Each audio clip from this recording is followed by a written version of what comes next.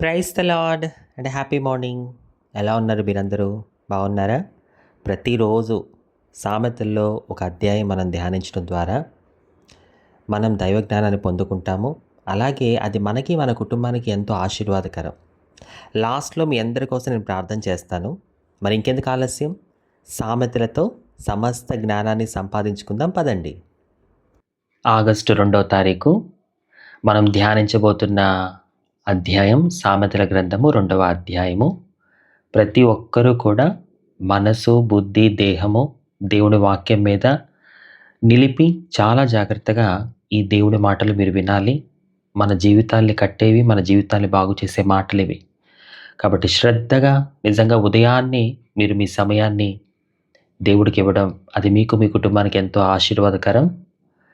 వాక్యాన్ని ధ్యానిద్దాం. సామెతలు 2వ అధ్యాయం. నా కుమారుడా, నీవు నా మాటలను అంగీకరించి నా ఆజ్ఞలను నీ యొద్ద దాచుకొనిన ఎడల, జ్ఞానమునకు నీ చెవియొగ్గి హృదయపూర్వకముగా వివేచనను అభ్యసించిన ఎడల, తెలివికై మొరపెట్టిన ఎడల, వివేచనకై మనవి చేసిన ఎడల, వెండిని వెదకినట్లు దాని వెదకిన ఎడల, దాచబడిన ధనమును వెదికినట్లు దాన్ని వెదికిన ఎడల, యెహోవా యందు భయభక్తులు కలిగి ఉండుట ఎట్టిదో నీవు గ్రహించెదవు. దేవుని గూర్చిన విజ్ఞానము నీకు లభించును. యెహోవాయే జ్ఞానమిచ్చువాడు. తెలివియు వివేచనయు ఆయన నోటి నుండి వచ్చును. ఆయన యథార్థవంతులను వర్ధిల్లజేయును. యుక్త మార్గము తప్పక నడుచుకుని వారికి ఆయన కేడెముగానున్నాడు. న్యాయము తప్పిపోకుండా ఆయన కనిపెట్టును. తన భక్తుల ప్రవర్తనను ఆయన కాచును. అప్పుడు నీతి న్యాయములను, యథార్థతను, ప్రతి సన్మార్గమును నీవు తెలుసుకుందువు. జ్ఞానము నీ హృదయమున జొచ్చును. తెలివి నీకు మనోహరముగా నుండును. బుద్ధి నిన్ను కాపాడును.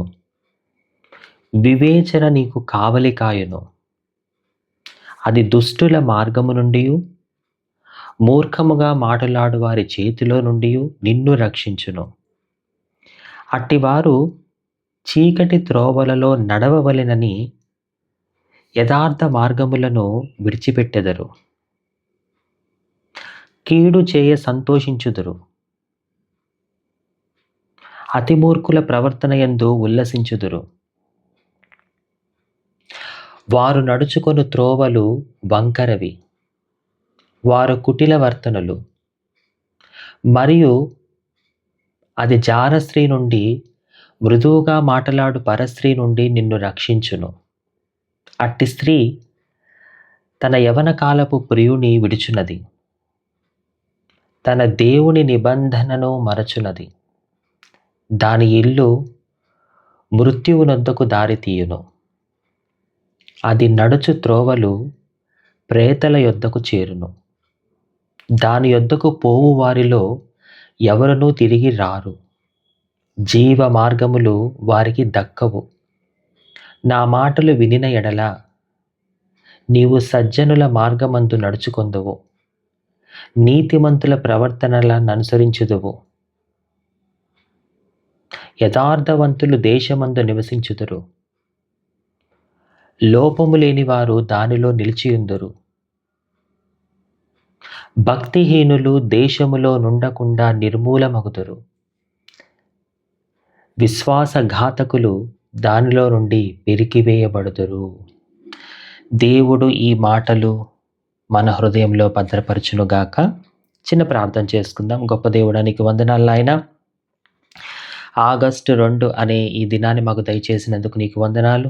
ఈరోజు మేము సజీవంగా ఉన్నామన్నా, ఆరోగ్యంగా ఉన్నాము అన్నా, మా దేహంలో ప్రతి ఒక్క అవయవము పనిచేస్తుంది అన్నా, అది కేవలం నీ కృపే నాయనా. ఈ దినము చూడక మా చుట్టూ ఉన్న ఈ ప్రపంచంలో చాలామంది కన్నుమూశారు. వాళ్ళకంటే మేము శ్రేష్ఠులం కాదు.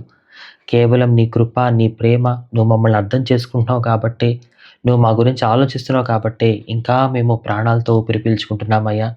ఈ దినాన్ని ఇచ్చినందుకు నీకు వందనాలు. మరి నీ బిడ్డలు ఉదయాన్నే ఎంతో చక్కగా మరి ఈ సామెతల గ్రంథాన్ని ధ్యానిస్తూ ఉండగా ఆ మాటలు శ్రద్ధగా వింటున్నారు. ఏ ఏ మాటలైతే వాళ్ళు వింటున్నారో ఆ మాటలు వాళ్ళు తమ హృదయం అనే పలక మీద వ్రాసుకొని ఆ మాటల ప్రకారం జీవించే ఆత్మీయతనివ్వండి. అయ్యా, నీ వాక్యమే మమ్మల్ని సరిచేస్తుంది. నీ వాక్యమే మమ్మల్ని బలపరుస్తుంది, ఆదరిస్తుంది. నీ వాక్యమే నీపై మాకున్న విశ్వాసాన్ని పెంచుతుంది నాయన. సమస్తము నీ వాక్యంలోనే దాగి ఉన్నాయి. కాబట్టి మా జీవితంలో మేమేం చేయాలి, ఏం చేయకూడదు, ఎలా ఉండాలి, ఎలా ఉండకూడదు, ప్రతి ఒక్కటి కూడా నీ వాక్యం ద్వారానే మేము నేర్చుకోగలము. మా సొంత జ్ఞానం కన్నా నువ్విచ్చిన జ్ఞానం చాలా శ్రేష్టమైనది.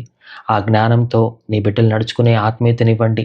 ఈరోజు వాళ్ళు చేస్తున్న పనుల్లో కావచ్చు, పరిచర్లో కావచ్చు, వాళ్ళు చేస్తున్న ప్రయాణాల్లో కావచ్చు, ఏదైనా పనుల మీద వాళ్ళు ప్రయత్నాలు చేస్తూ ఉంటే అన్ని విషయాల్లో మీరు వాళ్ళకి తోడుగా ఉండి మీరు విజయాన్ని దయచేయండి. దినదినము మేమందరము నీకు దగ్గరవ్వాలి నాయనా. నీకు దూరం చేసేది ఏది కూడా మా దగ్గర ఉండడానికి వీల్లేదు తండ్రి. నీ కృపా కాపుదల నీ బిడ్డలందరికీ తోడుగా ఉంచమని, వారిని, వారి కుటుంబాన్ని నీ రెక్కల చాటున భద్రపరిచి, ప్రతి ఒక్క విషయంలో మీ సహాయం దయచేసి, వారిని ఆత్మీయంగా బలపరిచి స్థిరపరచమని, నీ బిడ్డలందరినీ నీ చేతులకు అప్పగిస్తూ, ఈ మనవులన్నీయు యేసే నామములో వేడుకొనుచున్నాము తండ్రి. ఆమేన్. చాలా సంతోషం. అయితే ఇప్పుడు మీ అందరికి ఒక ప్రశ్న కదా! మరి ఈరోజు ప్రశ్న ఏంటంటే, అంటే తెలుసుగా మీకు? నేను అడిగే ప్రశ్న ఏంటంటే, ఇప్పుడు మనం చదువుకున్న ఈ సామెతలు 2వ అధ్యాయంలో నేనొక వచనం చెప్తాను. ఆ వచనం ఎన్నో వచనమో మీరు చెప్పాలి.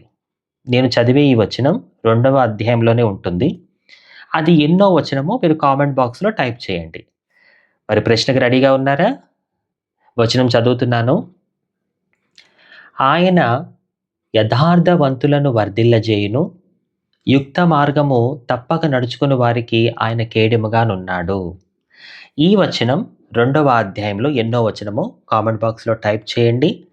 మరి ఇలాగే ప్రతిరోజు దేవుని వాక్యాన్ని వింటూ ఆత్మీయంగా బలపడండి. మనమందరము కూడా వాక్యాన్ని ధ్యానిస్తూ, దాని ప్రకారం జీవిస్తూ దేవుని సేవించాలి. అటువంటి ఆత్మీయత మనకి రావాలి అంటే ఈ వాక్యమే మనల్ని అటువంటి ఆత్మీయతలోనికి తీసుకెళ్తుంది. సో, నేనైతే చాలా హ్యాపీగా ఉన్నాను. మిమ్మల్ని బట్టి దేవుని స్తుతిస్తున్నాను. మరి ప్రతిరోజు ఉదయాన్నే ఈ వాక్యాన్ని వింటున్నారు. ఒకటి గమనించండి. ప్రతిరోజు ఇలా మనం వాక్యం వింటున్నామంటే దాని అర్థం రోజు రోజుకి మనము దేవుడికి దగ్గరవుతున్నాం. దేవుడికి దగ్గరైన మనకి ఏ లోటు రాకుండా దేవుడే చూసుకుంటాడు. దేవుని కృపా కాపుదల ఈరోజు మీ అందరికీ తోడుగా ఉండును గాక. ఆమేన్.